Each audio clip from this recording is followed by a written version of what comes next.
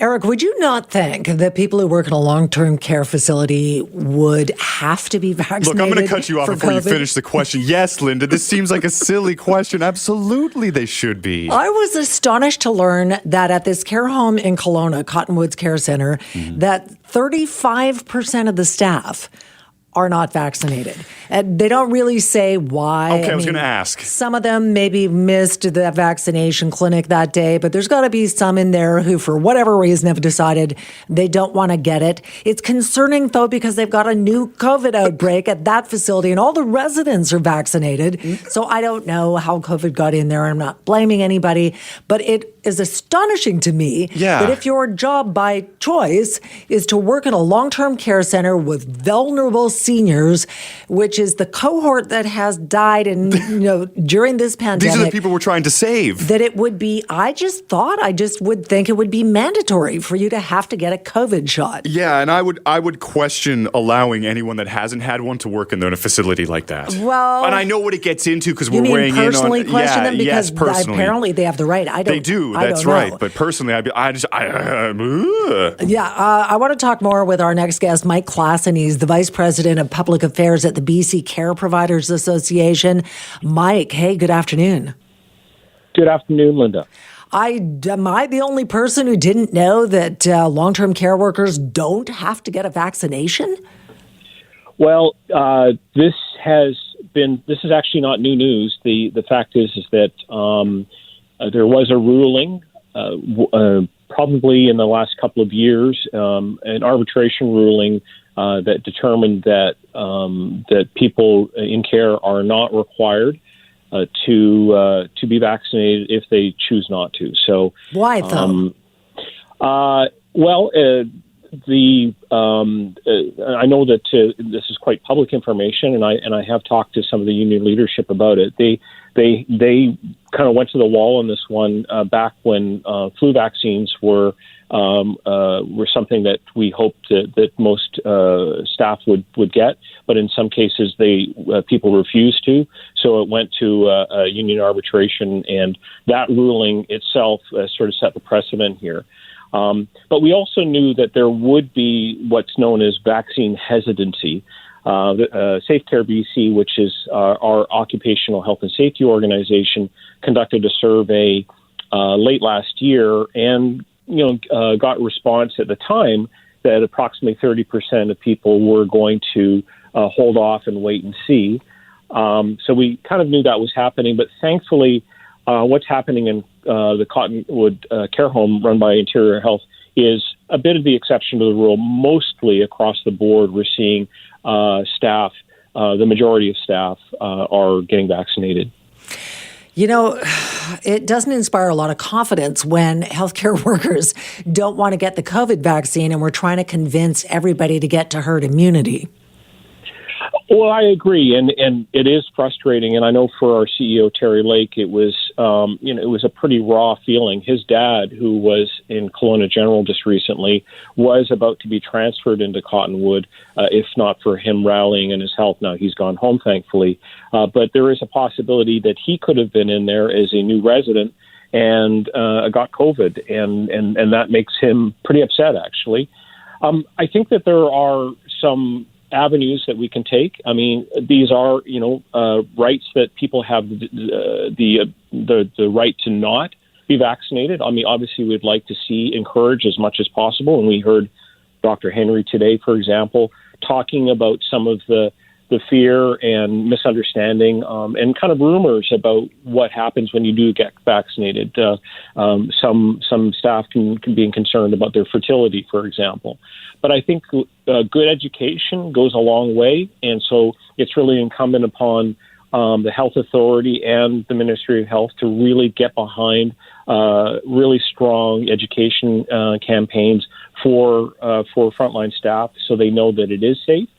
And then we also have, and we've been talking about this for a long time, we have rapid testing, which would allow us to get in there on a daily basis, be able to test staff with a very high accuracy level for those tests and determine whether they might be infected. This is something we've been talking about for going on over 4 months now. We've got 1 million test kits that are sitting in storage. Let's get those kits into the hands of our operators. We've been in touch with Interior Health a few times. So far, they haven't embraced this. Fraser Health, I have to give them a big shout out. They are really going all in on supporting the distribution of rapid tests. So we do have some options there, but I think it's really important we have that education piece. But at the end of the day, these options, the rapid tests, have been sitting on shelves somewhere. So are we to believe then that some healthcare workers in long-term care who chose not to be vaccinated were also not being forced to be tested regularly to make sure they weren't bringing the virus into the facility? There is, at this time, no proactive testing going on within the care homes that involves either PCR testing or rapid testing, antigen testing, unless there is an outbreak or there is a report of a symptomatic resident or staff. So people can kind of go about their business, and as we know, I think approximately 30% of people who get COVID are completely asymptomatic. Right. So it kind of flies under the radar until a lot of people get sick. And we know from personal experience as somebody within our network, a resident who got the first vaccination early in January, unfortunately got COVID about 3 weeks later and passed away.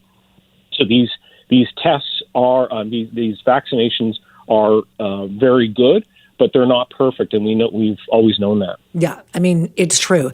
Do you know if other provinces is there any province that makes it mandatory for a long-term care worker to get a vaccination?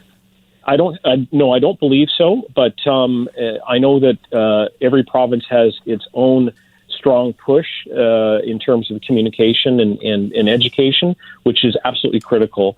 I'm kind of doing a little bit of a happy dance today because my mom, I found out this afternoon, and it was a bit of a moment for me, but she's now got her vaccination appointment. I'm very glad about that. Nice. And we're 1 year into this, and I hope that we can really strongly encourage and get past some of the misinformation that happens out there and really get behind our staff and support them to make this decision, because I know how much they care about the people that they look after. Right. But I think they just need a little more encouragement, and rather than bringing a stick, which has been tried in the past, and unfortunately, we just don't have that option right now. Mike Klassen, good to talk. Thanks for joining us. Anytime. Thanks, Linda. Mike is the Vice President of Public Affairs at the BC Care Providers Association. Even the BC Nurses Union says it does not believe in mandatory vaccination. They said they respect individual choice. Right. I don't know. I mean, you got to respect choice, but when it's lives and these people will die, that's the possibility we're trying to. Even with the flu. Yeah, right. Exactly. Seniors get the flu. If you're in long-term care, that can kill. You get them. Oh yeah. I want to take this call from Bob in Burnaby quickly. Bob, what are your thoughts about even just the concept of mandatory vaccination? Absolutely not. I think it's your body, your choice. Just like pro-choice, you got pro-choice or not, choose what you want to do. But couldn't you also choose a different job than long-term care where people are super vulnerable? We saw so many seniors die, and we know that COVID was deadly, and that was ground zero in the long-term care homes. Well, where do you draw the line? I mean, it's any job outside of risk, healthcare, right? Right. Any job site there's risk. There's people with diabetes and health conditions at any job site. Yeah, but the job site doesn't include an entire room full of people who are super vulnerable and elderly. And really quick, Amir actually made a point earlier. WorkSafe requires you to wear a hard hat in construction sites. That's kind of the same similar requirement. Oh, but what happens is if you don't take it, you have to wear PPE then. That's what happens with flu people now. So if you diffuse the flu during like November to March, you have to wear PPE when you're in contact with patients. So the same thing would happen The hospitals can force that you have to wear their PPE if you just choose not to take the vaccine. Right. So it's not like they're walking in just, hey, how you doing, and give them a hug, right? So if they choose not to, their job's going to change a little bit and how they have to perform. Fair enough, Mike, but I couldn't even see my dad. I couldn't even touch him. And yet a healthcare worker who was in regular contact with my father could come in and say, no, thanks, I'm not having a COVID vaccine. Why then were we keeping families out? No, I totally get it. I mean, I'm not an anti-vaxxer. I have every vaccine known to man, and I'll get it. But I'm just saying, as a free society, we can't force mandate this. That's just reality. Otherwise, it's a slippery slope. Where do you stop?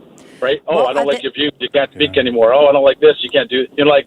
Everything gets, once they get to control, it can start forcing these things. Then you're kind of it's a slippery slope as far as I'm concerned. I kind of hear what you're saying, Bob, and thank you for calling in. I just think that I draw the line in healthcare. If you are dealing with sick, elderly, frail people, then I think if you're saying, I don't want to get a vaccination for a deadly virus that I could bring into your room and kill you, then maybe your choice is you don't have to work in long-term care. I don't know. Am I being over the top here?